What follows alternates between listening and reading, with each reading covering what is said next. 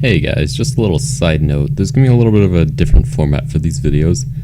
I'm going to show you what I'm going to make, and then I'm going to actually get into a tutorial.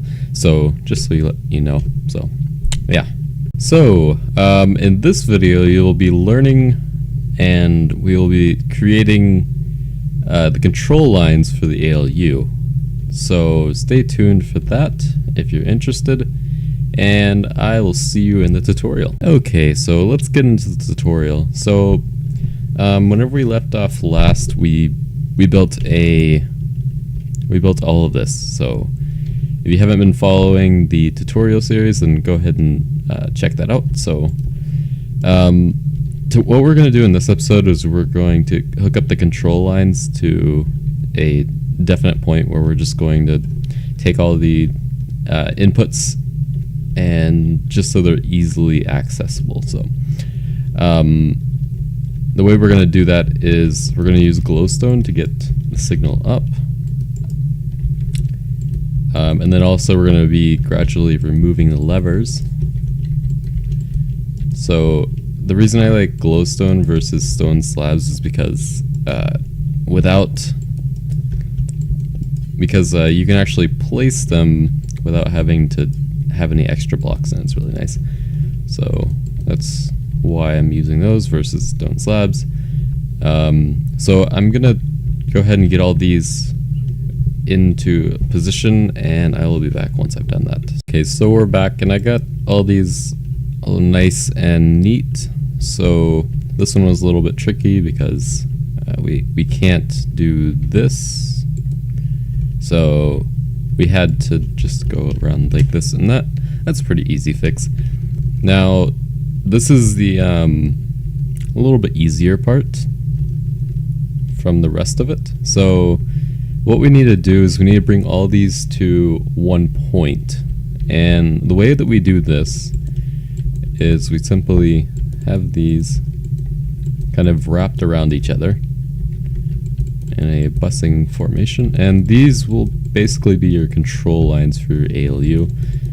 This will allow you to do pretty much anything that you need to do in certain combinations. So that's the way that's going to work. And then I'm just going to bring these all the way over here, and it's going to look really cool whenever it's done. But yeah, I'm going to do that off camera, so I will be back once I've done that. Okay, remember how I said it looked really cool? Well, it definitely does. So the next thing we need is repeaters. Of course, if you've built anything with redstone, you know that there's a 16 block limit, or 15. You're not counting the 0. So what I do for that is I put torches on the ones that I think need it. And then what we're going to do, since this is an instant CPU, I'm going to do a mix between instant repeaters and repeaters, so we don't have any extra lag that would otherwise cause problems. So yeah, we're going to do that. And I will be back once I have placed down repeaters on these buses here.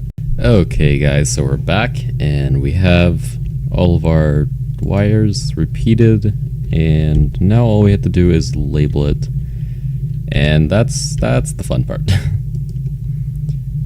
So we get to sign. There we go. Now the reason I labeled this is because, well, first of all, it'd be insane not to know what any of this does, and also because it's a computer and it's complicated, so you have to label everything. So this is the CN. I just notated it as CIN. This is the OR output. Now I'm going to make sure I walk you through this because this can get a little confusing if you don't know what you're doing.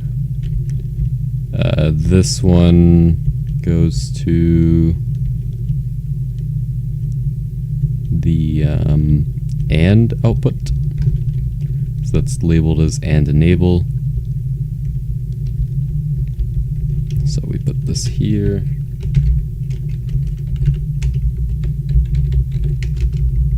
Or I'll just label it as and. This next one goes to the adder output, and the last one is the save feature.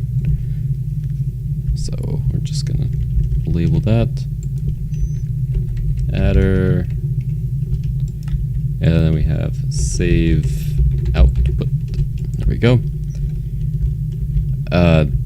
These last ones are pretty simple. So this is enable, or this is not A and not B.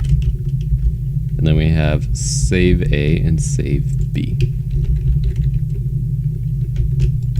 And save B. So that is it for this. And I hope if you like this video, then go ahead and like that. So, yeah.